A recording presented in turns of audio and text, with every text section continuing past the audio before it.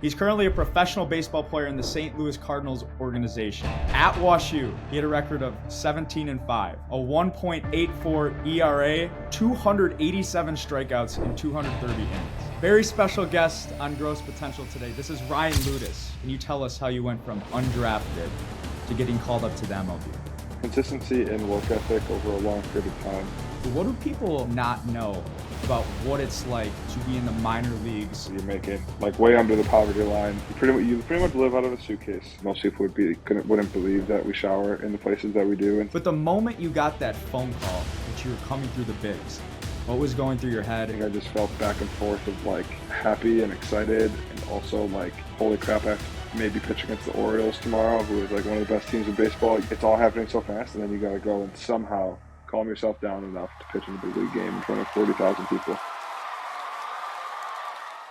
Very special guest on Gross Potential today. This is Ryan Loutos. We went to the same school together, but we missed each other by 1 year. He was on the WashU baseball team with Caleb Durbin, who we had on this podcast, and those two were, they were studs. They put WashU baseball on the map.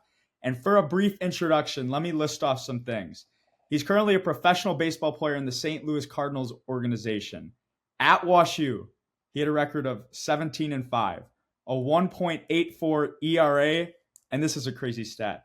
You had 287 strikeouts in 230 innings, which is insane to hear. And the last fun fact I have that it's just awesome is you wrote code for the Cardinals before they actually signed you, and you help them develop some sort of app. Am I right on that?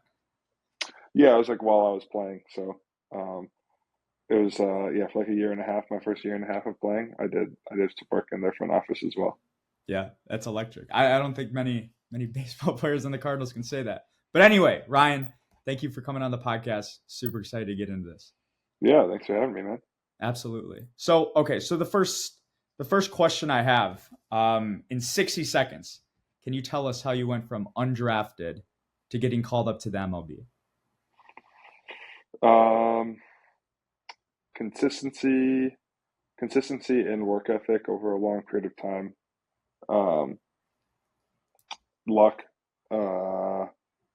and yeah, I think focusing on the right things. But yeah, I think like you just don't know how good you're going to be unless you work hard consistently over a long time. And most people, I think I was just lucky that my hard work paid out how it did. Doesn't like only I think like 10% of guys make it to the big leagues that play minor league baseball. So you have to get, and there's more than 10% of guys who work really hard consistently. So you have to kind of get lucky along the way as well, and just happen into the right things. So yeah, I would say that's the biggest thing. I would say is just consistently working hard and trying to get better, knowing that I might make it, I might not, and I was very lucky to be on the side of making it. What's it like working? Because you just mentioned like you may not make it, and you put all this work in. Like in the back of your head, you got to be thinking, okay, there is a chance that maybe I'm doing all this work for nothing. Like, does that sometimes creep in? Yeah, definitely. I think as someone who like feels confident in my ability to, I would say, like make money and have a career outside of baseball, I struggle. I would definitely struggle with that. You're making like way under the poverty line of income every year, playing minor league baseball with like I didn't sign, I didn't have a big signing bonus or anything. So like, man, it's like, oh, I could have been making, X dollars outside of this game. And there's a good chance that I might not even make it. But I think it's not really what it's about. I think it's really about like just the opportunity of getting to play professional baseball and like all of that comes with it. And like in the moment, it does sometimes feel like if you don't make it, was it worth it? But when you look back on it, no matter what happens, you always feel, you always have gratitude for it regardless. And I know that I'll have gratitude for it in the end. But yeah, you definitely have times where it's like, what am I even doing? Like, this is a crapshoot. This is a pipe dream. Like, you got no shot. And there's times where it feels like that even to this day, right? It's like I might never get back to the big leagues, and it's like I could be making the same money that I'm making now doing something else at home, being able to spend more time with my fiance, with my family, and other things, right? But there's so many other positives that come with it that you can't get elsewhere that I think make it all worth it. So I know that I don't know much about the minors, but I understand you said you're making below the poverty line. So I know they don't pay super well in the minors, and a lot of that money comes from guys who get drafted or get a big signing bonus and stuff like that. And you were signed, so you didn't have that. But what do people, the average person, what do they not know about what it's like to be in the minor leagues for a year or for a season? Um, I think that's a good question. I think you just what do they not? What do most people not know? I mean, just some funny like funny things about it. I mean, you pretty much live out of a suitcase and a backpack the whole year, because you're traveling. You're spending no more than, it's usually 1 week at a time from place to place that you go. Um, a lot of times you're on, long bus trips in the morning, early flights, and then having to play that same day, right? So like you might have to have a flight at 3 in the morning or whatever, and then play later that night and compete against some of the best in the world at this game. Um, so I think that's something that's unique. I would say, yeah. I mean, it's not like we get tons of fans or anything. It's minor league baseball. Sometimes you get good fans, sometimes you don't. Like I think if sometimes you look in the showers that we have and it's I would say most people wouldn't believe that we shower in the places that we do in some of the clubhouses that we have, like how gross the bathrooms are. Yeah. Sometimes they're fine, but sometimes you're just like, I mean, it's kind of like, like the bathroom, if you ever were at a pool growing up, like the bathroom at like your public pool or, whatever, how it's kind of like wet floors and kind of gross. And it's like, you don't really want to go to the bathroom in there, take a shower in there. Like that's a normal shower, it's like that you're in every day. You gotta So you gotta bring shower shoes. you got to bring shower shoes. Yep. Definitely have to have shower shoes. Yeah, I don't know. I don't think I have anything super interesting that's coming to mind. If I think of something, that pops in my brain, I'll let you know. And Um, and so you've been in the minors, but you ended up getting called up to make your major league debut. Uh, First of all, congratulations. That's so cool. And I don't think people understand how hard that is to do from a D3 school and coming in, not being drafted, you're signed. Like mad respect, first of all. But the moment you got that phone call that you were coming through the bigs, what was going through your head? Who told you? Where were you? Walk me through that. um, I was in. It was after like a Sunday day game in Memphis, so it was like 4 o'clock maybe, and then my manager came up after the game and said came up and tapped me on the shoulder and was like, "I got some good news for you.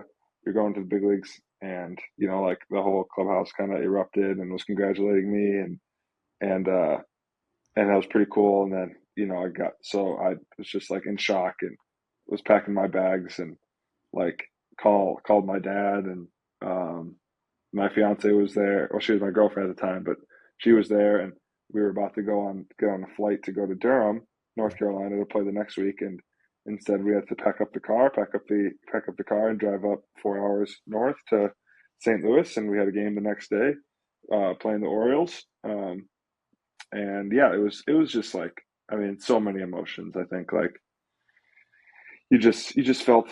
I think I just felt back and forth of like so like happy and excited, and also like holy crap, I have to maybe pitch against the Orioles tomorrow, who is like one of the best teams in baseball. It's just like, I don't know, there's just like a lot. The emotions just go back and forth. It's like just teeter-tottering between different emotions. So yeah, it was pretty awesome. Wow. So the turnaround's like this, and you're in the bullpen the next day Hmm. preparing to potentially pitch. Hmm. Yeah, I didn't actually pitch right away. I didn't pitch for like the first like 10 days that I was up there, but most of the time, a lot of the time, guys will get in right away. They'll be there the next day. They just picked up their life and went to a different city, met the team.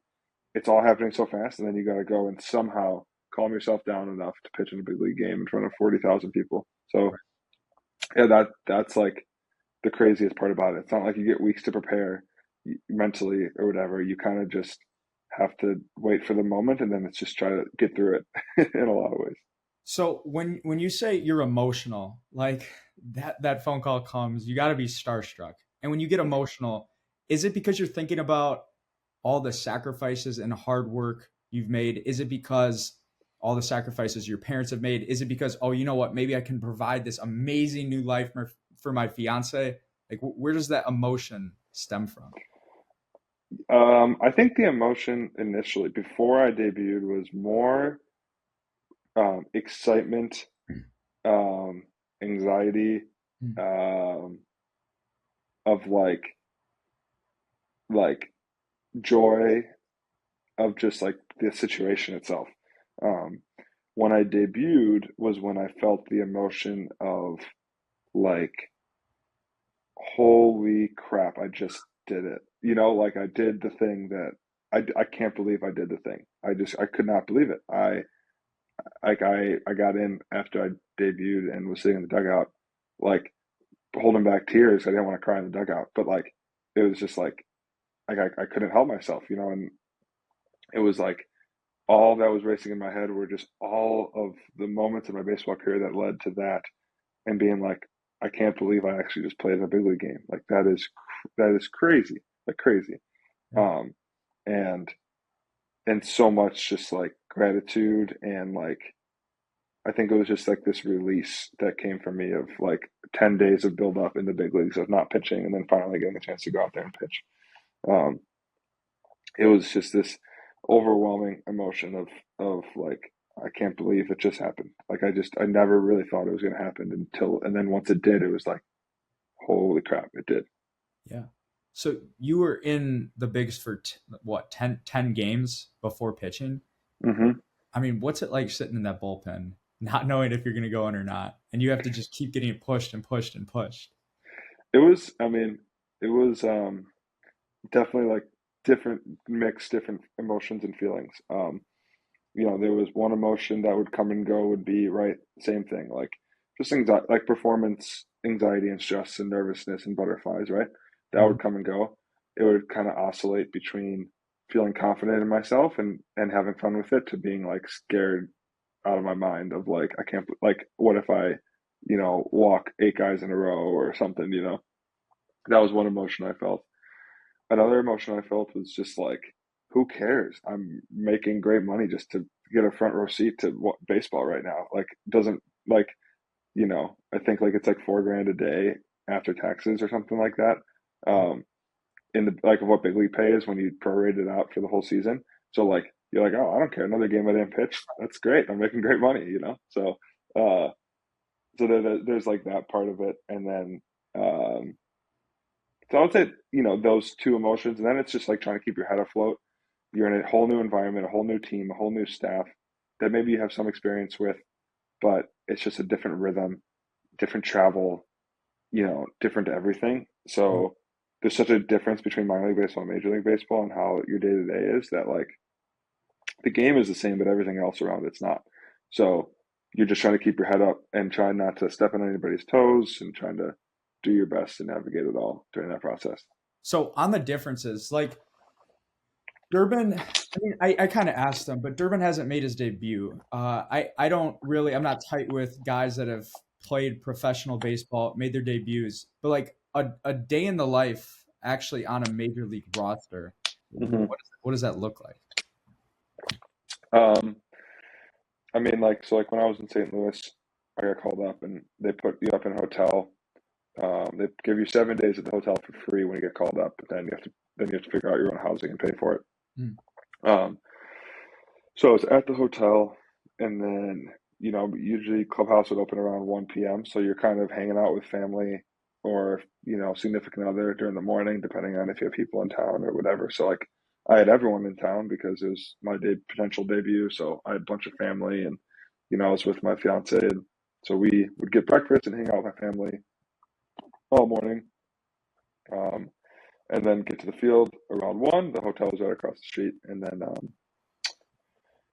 yeah, then usually you'd have like I would say like the activities at the field are similar to like are the same as like minor leagues. You're gonna get your catch play in, you're going to get your lifting in, you're going to get your correctives in, arm care. Um, you just have a lot more staff around you supporting you. Um, you're like the food, the resources are just like unbelievable around. Like it's just unlimited everything that you can ever ask for and hope for. Wow. Um, and yeah, and like the staff is amazing. Like all the athletic trainers and coaches and stuff are great.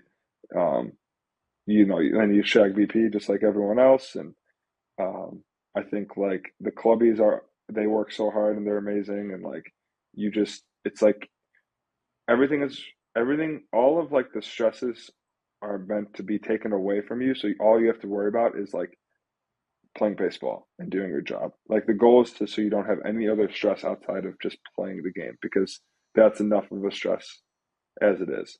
So, um, so yeah, then you get ready for the game. Like obviously, like you do laundry and you just throw it in a basket and it ends up in your locker an hour later clean. It's just like it's a crazy. There's food, every food and drink and protein bar and everything you can ask for in there. Fresh fruit always. Um, and then yeah, then when you walk out to the field, for the national anthem and you look up and the stadium is so beautiful. The view of the stadium on the field is so cool. Sitting in the bullpen, you just hear this, you feel the stadium like get loud and like, um, and then, yeah, then you pretty much play the game and after the game, eat some food at the field. Everyone showers and gets ready, talks or gets showers and leaves or talks to the media if they have to talk to the media. Um, So like there's that aspect to it as well. Like there's media that's a different aspect in the big leagues and the minor leagues. Like you don't really have the media to deal with in the minor leagues. Um, so yeah, there's like similarities, but it's also just when it's new, it's like this. It's kind of still high stress. Once you get used to it, it's not really that high stress during the day. But yeah, it's like everyone's gearing up to like I don't know. It's like it's just like the difference between good and bad and success and failure is so small that everyone is just doing everything they possibly can to give themselves the best shot to get that 1% edge. And if you don't, you're going to look terrible out there. So it's just like everyone's preparing for like this ultimate just performance of being at your peak potential every single day. So there's a unique aspect to that. And I really feel like as you get older, it doesn't even have to be baseball, but obviously sports, business, whatever it is, I think that 1% difference it's really, really big and like really, really important. So when you from a major leaguer's perspective, is that 1% visualization? Is it recovery? Or like what is that 1% differentiator? Um, I think at that level, it's more mental than anything. Um, it's for me, it's like everyone is doing everything in their power to be successful, like body wise, right? Like you're doing all the reps, all the prep, all the intentionality behind everything you do is there. I would say like for me, the difference is like, okay, well, how can I get to a place where mentally I'm going to be at my best? I'm still not always good at this, right? I still struggle with it, but that's that 1% for me. You know, at that level, like you know, it's like it's not a matter of like if you're getting in your prep work or your reps. It's like everyone does that, right? Like it's just like so. I think like the difference a lot of times becomes mental, and sometimes guys are just more talented than and that's just the reality of it. So you just have to figure out how you can be your absolute best self to give yourself the best chance to beat the guy that's more talented than you. And that doesn't mean you're going to. You still might lose 5 times out of 10 because he's just better than you. But maybe because you put in the work and you were in a good place mentally, maybe you win. You only lose 4 out of 10 times instead of 5 out of 10 times. Yeah. So yeah, I don't know if that makes sense. I never understood that. Like everybody always said, what did Yogi Berra said? 90% of the baseball is mental, 10% whatever. I didn't Mm-hmm. really understand that until I got to college. And then yeah, it's honestly all mental. Bro, I swear. Mm-hmm. Everybody puts in the reps, but if you're screwed up here, like, you're gonna be screwed on the field, and it's a Mm-hmm. very slippery slope. Yeah. Um, anyway, so going to Wash U, like what sacrifices did you have to make that's different from a typical college student and then different from a WashU student? Because I think WashU students deal with college a little bit differently than normal college students. Um, I think my life is since high school, beginning of high school. I think I've always had two main focuses, and that's like my academics and baseball. Like, and then obviously I have family. I have a huge family, so I have family values too. I've never really been much of like, I'm not super social, so like, I mean, that's a part of my life, but it's not a huge part of my life. Um, I think like so much of my time just went to surviving in school and baseball and managing my time there that I didn't really, do any extra clubs. I wasn't involved in many other things outside of those two things, right? My social life was my baseball team. Mm. And then like I just put in the time to do well in school, but I wasn't really involved at utilizing a lot of the other resources on campus and stuff like that because honestly, I just didn't have the time or mental capacity to. You just are trying to stay afloat with the other things. That's why I have a lot of admiration for guys like like Stika, for example, who would do literally everything, right? And if you ask him, he would say that he's like the jack of all trades, master of none. But he ended up being pretty good at all of them. So, but yeah, I think it's you just don't have the normal college life. It's just it's very you still have fun, but it's the focus is on your schoolwork and your baseball, and then like if you can have fun, great. But it's like if you're not focused on school and baseball, then you're you're gonna be screwed. So your two goals, academic, school, that's great. You probably got an internship somewhere. I think I read that. But like, is your number one goal always coming into college? I want to play professional baseball, or is it baseball? We'll see how it is. I can have a great backup plan with this job. But like, what's the percentages with those goals? Um, I think I I put equal effort into both.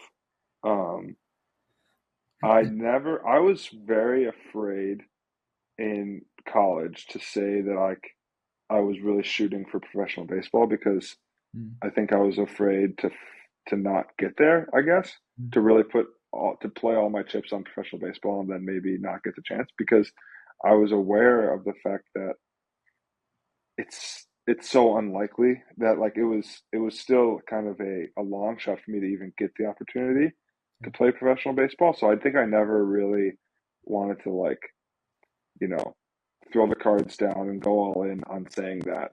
So so instead, honestly, I just put equal effort into both. And there's only so much you can do baseball wise every day. So like it's not like I was sacrificing one for the other. It was just like I put as much effort into both of them as I could. Um, and I knew that like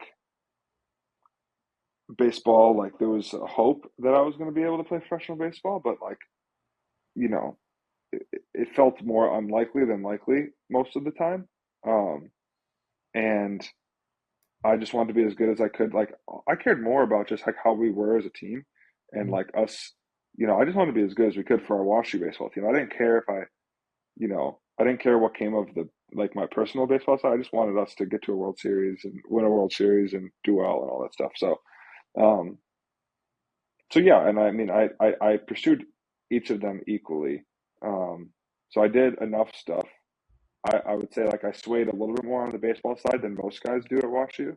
Most guys are a little bit sway a little more on the academic side than the baseball side than I did. At least the guys that were there when I was there. Um, but I put in equal effort for both, and I still once I got closer to graduation, I wasn't sure if professional baseball was going to be a thing. I started to put more time and energy into my professional life um, and building software and building those skills and applying to jobs and getting a job and all that stuff. Did you ever think about transferring? Like you had to get some interest from other schools. Or was that never an option? Never an option. I mean, I never reached out to any other schools, but it was never something that crossed my mind in the 4 years, to be honest with you. Is there a certain reason for that? I think I always just had trust that if I was good enough to play professional baseball, it didn't. it wasn't going to matter where I went to school. Mm. And Bloom has had multiple other guys for professional baseball. So I knew that, like, okay, if I'm good enough, I'll get the chance, you know? Like, and I think I really believe that in my heart, like that if I'm good enough, just because I go to a D3 school, it's not going to impact whether or not I play professional baseball or not. The only thing that's going to impact whether or not I play professional baseball is me. And that's kind of, so I loved every bit of WashU. So that having, so I had no interest in leaving in 4 years. It never even crossed my mind. It wasn't like the ends of getting to professional baseball, like, I don't know, like I was committed to go 4 years there no matter what. Like I think it never even I can't even think of a time where I was like, oh, maybe I could transfer to a D1. It was like, no, if I'm good enough, I'm gonna get there. Okay. And Yeah. so switching a little bit, like with your fiance, right? Playing minor leagues, playing professional, it's obviously a huge goal, and Hmm. it's going to take a lot of sacrifice. And one concept I heard from this one guy, he talked about at different stages of your life, you have different selfishness levels. So like when you're younger and you're coming up, okay, I'm a little bit more focused on me. I'm giving a little bit less to maybe a girlfriend, or I'm not searching for one, to friends because I've got this goal right here. But as then you grow up and you have kids, okay, maybe I have to be a little less selfish and put a little bit more there. You obviously have the goal of trying to make a name for yourself, get back to the MLB, but you also have a fiance now. And so there's Hmm. another person in your life. What does that dynamic look like, traveling, being away, and what's your level of like selfishness? Yeah, I mean, it definitely changes, right? Like when I'm like single Ryan is a little bit different. Like you are just focused on yourself, right? And then the moment that I met Sarah, it kind of changed. I think my perspective, and honestly, in a lot of ways, it took the pressure off, right? I think I found someone who like one, loves me for me. I don't need to get to the big leagues in order to prove my self-worth, right? Like I could, she'd be happier if I wasn't playing baseball right now because then I would get to see each other more, right? Um, and then two, like she also someone who is very growth mindset oriented and like one of her values is being the best version of herself. So Mm. like so there was that too, where like it wasn't like I was really sacrificing anything. You find someone who actually makes it actually elevates who you are as a person, and maybe in ways that you didn't realize were actually beneficial. So like because early on you're more selfish, right? When you're single or whatever, when you're younger in your early 20s. But at some point, right? Like loved ones come into your life. For me, it's Sarah, and then my family, and hopefully our future family. Like if God willing, we're able to have kids and everything, which we want to do in the coming years. Is like, yeah, like my time is not going to be as directed towards myself, but that selflessness is actually the growth that I'm going to need to be the best version of myself. And Mm. like, like I think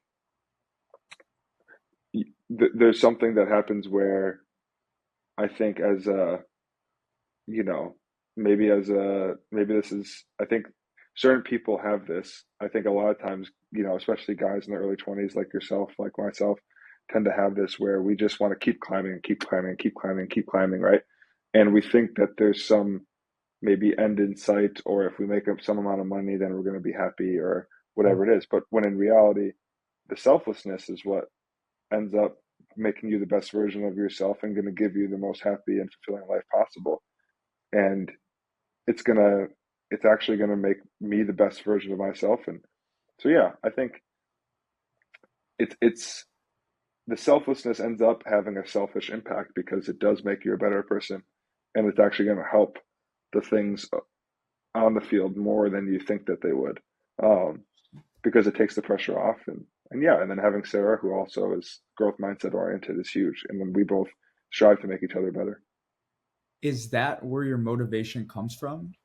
Or what else has kept you going for so long? I mean, what's kept me going is like I have a one of my values as a person is that I want to live my life trying to be the best person that I possibly can be. Yeah. So that and being the best person I possibly can be a lot of times people confuse that with achieving the most, right? So like that's how I'm wired. I don't know if you've ever heard of like the Enneagram like personality types, but like it's something to look up. But I'm like, see what kind of personality type you are. Mm. But I'm like a type three, which is someone who is more achievement oriented, and establishes their worth based off of the things that they achieve, right? And I have to really, I know that about myself, and it's a good thing. It's not a bad thing that that's the way it is, but it's something that I have to kind of keep in check and not lose sight of the fact that like my happiness and satisfaction and worth in this world is not dictated off of the things that I achieve. Mm. That doesn't mean that you don't be the best version of yourself. Quite, you do start to be the best version of yourself, but the best version of yourself is not achieving the most things. It's just becoming the best person that you can be.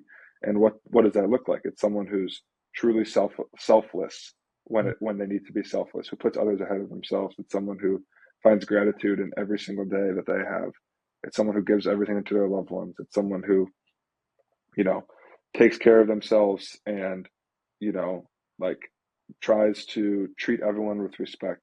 Someone who still shoots for certain goals and aspirations, but at the same time knowing that if they don't reach them, it doesn't impact who they are as a person because they have their loved ones who they treat well and they give everything to. So yeah, I hope that kind of answers the question. So I would say I'm absolutely.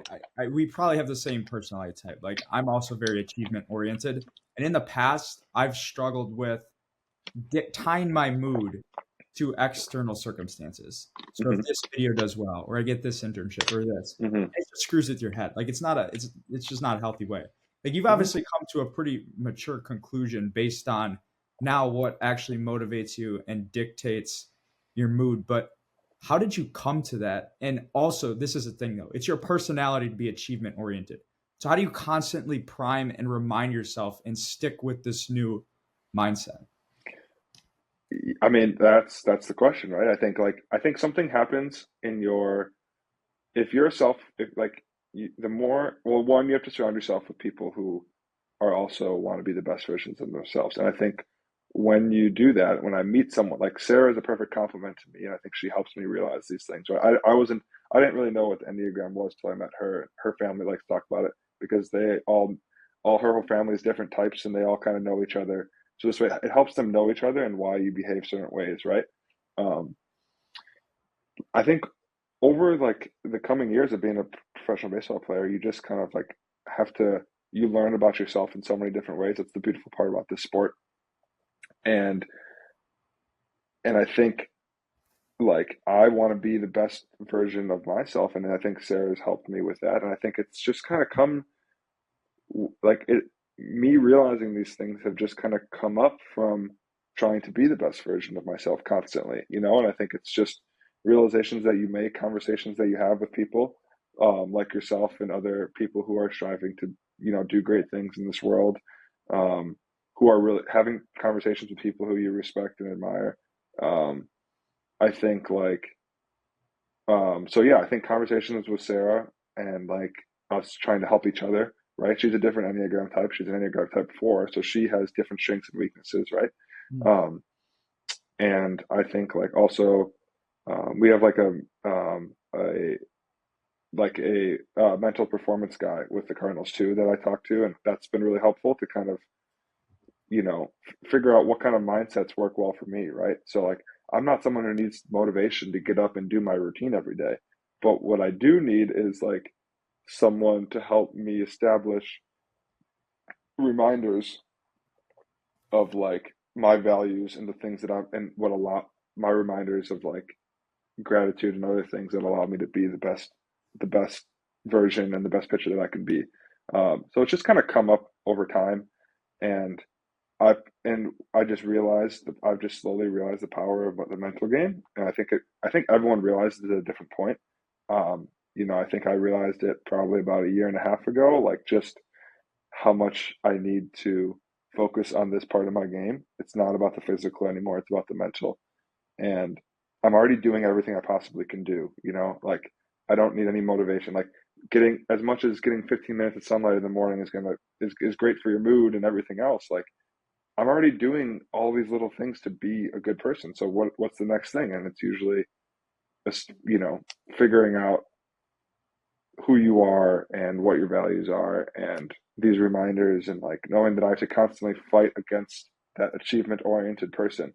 Um, and keep reminding myself, like I had a failure the other, like I had a tough outing yesterday, Mm. and it's like it's all these fears and anxieties of like that outing pushing me back a little bit. Now it's harder for me to get to the big leagues and yada yada yada, right? All these different things that are going on in my head, and I have to fight against that of being like, no, like that's not, you just, it's like, what works for you is that you're just going to learn from this, and not allow your worth to be dictated by whether or not you get called up and how well you do. So um and so it was kind of just like, okay, so I quickly was like, yeah, I was upset for like a couple hours, and then I was able to have that, you know that self-awareness to then bring myself back to like the good mindset that I know I need to be in. Interesting. And I respect that a lot. And I'm taking notes myself because that's all stuff that I struggle with every single day. But Hmm. you mentioned the mental performance coach. What does it look like working with the mental performance coach? um I think, I mean, it's different. Everyone has a different relationship with it, right? I think, like, for me, I try to just check in with him, kind of talk about what's been like happening, different problems that I'm running into. Um, I think sometimes like we know the answers that we need, we just need to say them out loud. Hmm. Um, so I think having someone that's like a neutral party is also really helpful, to kind of unpack some of these things and give really, really good advice that's a professional. Um, and kind of help you work through these things that isn't, a family member or loved one. I think loved ones are great, but they have certain biases and they're not professionals. So having a professional who you have that relationship with is great. And it allows you to just like really figure out through trial and error through these conversations to, I think, expedite this process of figuring out what works for me and what doesn't work for me, um, on the mental game. On a last follow up with this, so from the professional baseball players that you've met, or I don't know if you know some of the biggest names in the game, do you think they're achievement oriented, or do you think they have a different kind of mindset? Maybe a some of them. Like what's your opinion on that? I think that every single baseball player is probably the same type of like a type three. Like I think I I it, I mean, it's hard to say for sure, but I think it's hard to get to that level without having that mindset, and which is why it's something that like I think what gives you what what is a strength as of like all of our strengths are also weaknesses, right? I think like me having a strength of being achievement oriented also is a weakness, right? And in that, so I have to be careful, in that I don't over prioritize achievements and goals over the things that actually matter in life, right? Mhm. Um, so I would say most players are probably that way. Um, it just comes with the game, and I think, um, yeah, I mean, maybe not. I'm sure it's definitely not all, but like I would say quite a few, and if not most, are definitely like type three on the enneagrams. Do you think so? I watched Aaron Rodgers documentary. It's Enigma, and he Hmm. talked about like this guy is the most achievement oriented guy in the world. It's just like very selfish in terms of like career, and like this is my main goal. I'm gonna go for it. I need to achieve, achieve, achieve, achieve, and then he wins the Super Bowl. And then he talks about in this documentary how he's never felt more lost ever after that because he's like, well, what's next? I already just accomplished the best thing. Uh, Hmm. do you think the guys in the bigs, like, do you think that's kind of what they struggle with? Because like, what is after that? That's what I'm just trying to figure out. That's part of it. I mean, I can't speak for those guys, but I think there's always more, right? Right. I think it's just like, and I think that's the weakness of the achievement oriented people is like it's never enough, right? And and although you can achieve great things, there's until you have $1 trillion in your bank account and own the whole world, right? Like there's always someone who's got a bigger house, a bigger boat, who's achieved more. So a lot of it's also comparison oriented, where you look at your teammate next to you and you see how you stack up against him, like, and it's all a lot. So I think that there's a lot of that. It's not like things that are said outright, but it's things that I think are internalized by a lot of guys about, this, I want my contract to be 1 million more than that guy's because I want to, whatever, you just like, Yeah. there's so many different things, and we do that as people. It's a very normal thing to do as a human. It's not like it's objectively bad. It's just you're human. But yeah, like you have to be careful with that. I definitely felt like that after I got called up and sent back down. It was the coolest thing ever. But then I got sent down, and I'm like, I just didn't have that like same. Like I was still doing my work and everything, but I just felt so calm and so like it was kind of a crazy feeling for me. I wasn't really nervous or stressed at all for quite a while. And I was like, okay, what's next? Get back there, I guess. Yeah, like I don't know. Like there's always something which yeah, that ends up being the next goal is just to get back there. So yeah, once you're up there, it's like, okay, let's try to get a whole year in the big leagues. And then you get a whole year. Then it's like, all right, what's next? Let's get to arbitration. And what you get to arbitration. All right, let's get to free agency. All right, you get to free agency. Let's get to 10 years. All right, great. You get 10 years. Let's win a World Series. All right, you win a World Series. Like, and then Yeah. your career ends at 35, and you're like, all right, now what? Like, what do you do, right? And that's the question. But that's I think if you don't take stock of the things that are truly important in life during that process, it is hard. A lot of guys after their career are really lost. What's your take on this? I struggle with this personally. I get DMs from a lot of kids based on that, but we hear so many people in today's society, like a lot of successful business people. I don't know if you know who Alex Hermosi is, Hmm. but a guy like that, he's just like, Hmm. dude, you're in your 20s, screw fun, screw relationships, put your head down and just work. Kobe Hmm. Bryant, the same way. It's like, I'm in the gym from this amount of time to this amount of time. I don't care about anything else. It's just work, work, work, work. And Hmm. so, like, as a high school kid, as a college kid, you hear that and you're like, okay, well, I have to shut off all my other life sources. Do you think that's the best mindset to go about it? Do you see other guys kind of have that mindset? Are they happy? Are they successful? What do you think? I think, well, I would say you don't really see that as much with baseball players. I think like you see like that extreme, like that's an extreme, right? And I think that extreme I don't really see it too much. And like, I would say most of my teammates know how to have somewhat of know how to have a balance in their life, right? They know how to still have relationships and have fun and still live life, right? Um, I'm really not a huge fan of that like workaholic mindset in your 20s and stuff. I think, I think you're going towards this imaginary goal of like it's like I don't know. And then what do? You just work and work and work until you die. I mean, if that's what truly makes you happy, then yeah, go and do it, right? But if that's not who you are, if you're not Alex Hormozy or Kobe Bryant or Michael Jordan, which most of us aren't, like then you don't have to live like that just because they are. There is a toxic um motivational group of people that exist that I don't really subscribe to. I think it's like if you've ever read the book, it's by Michael Jordan's trainer. I can't think of the name of it.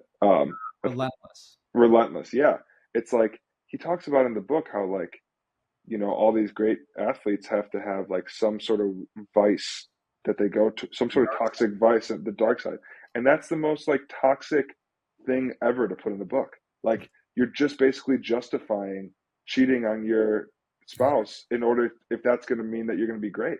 Like I don't want to live in a society where that's the case. And I don't want to be that person where because you realize that like I would not want to be Michael Jordan and have to deal with the things that go on in his head.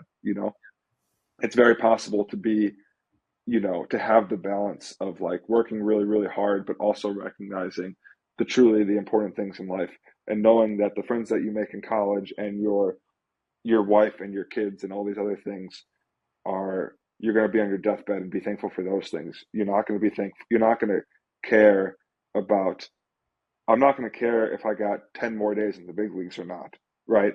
I'm going to be on my deathbed just so grateful that I put in the time with my loved ones and I became the best version of myself along the way.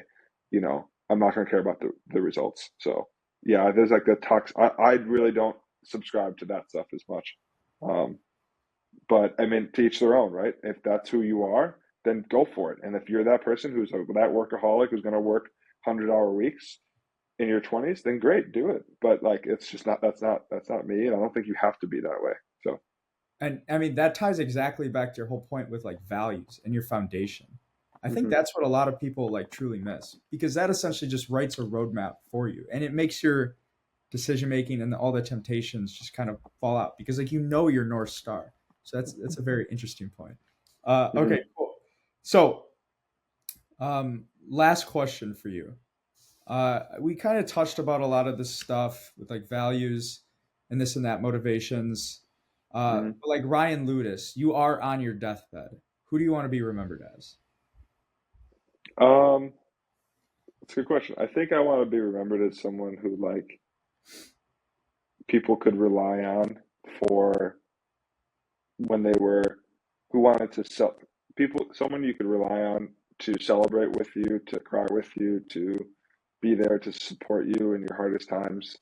Um, someone who like made like that I want to be remembered as someone who made other people better around, not just I don't want to be known as someone who made myself better, but I want to be contagious in that. Um, obviously, I hope I have a beautiful family and and kids and grandkids and great grandkids and stuff.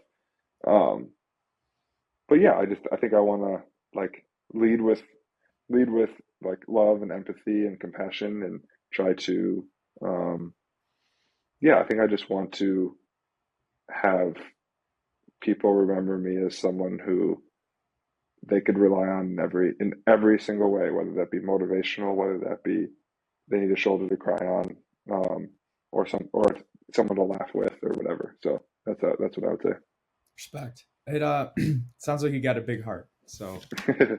respect. Trying. With that being said, thank you guys so much for tuning in, listening to Gross Potential Podcast. We're wishing you the best, Ryan.